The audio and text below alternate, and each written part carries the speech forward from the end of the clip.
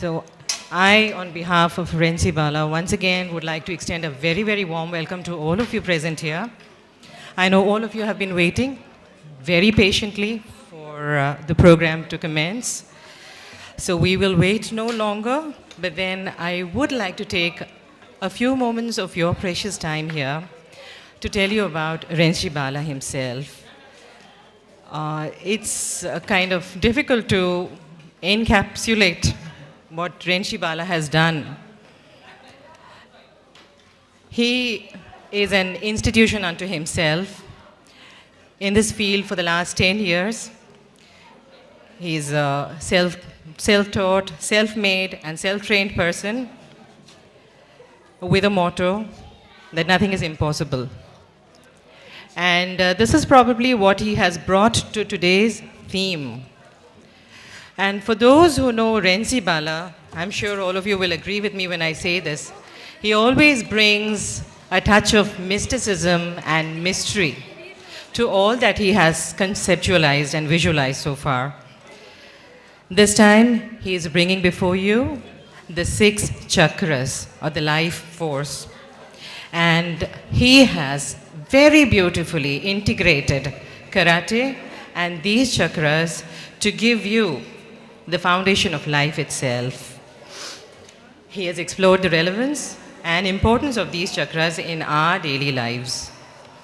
Now, what are these chakras? What do we mean by these chakras here? Chakras have been perceived as colorful and vibrant wheels of energy that are constantly in a state of activation within the human body. Now, these chakras, they need to be harnessed, they need to be balanced in order that we may live comfortably, in order that we may live healthily. Now, there are innumerable ways in which one can activate our chakras. And here we are trying to use karate as a means of doing so. I would now like to just take you very briefly through all these chakras. The very first chakra we'll touch upon is the root chakra or the Mooladhara chakra. It's located at the base of the spine, and it calls for it kind of holds the basic needs for security, survival, and safety. It is powerfully related to our contact with Mother Earth, and it keeps us firmly grounded. So, Mooladhara chakra is actually synonymous with stability. The center of manifestation, this chakra helps you to make things happen in this material world. The second chakra is the Swadhisthana chakra, and this is located just below the navel. And this holds the basic needs for creativity, intuition, and self-worth. This chakra also is about friendliness. The third chakra, also called the Manipura chakra, is the center of absolute personal power.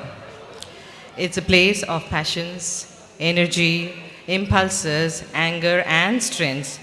The fourth chakra, the Anahata, is a center of love, compassion, and spirituality.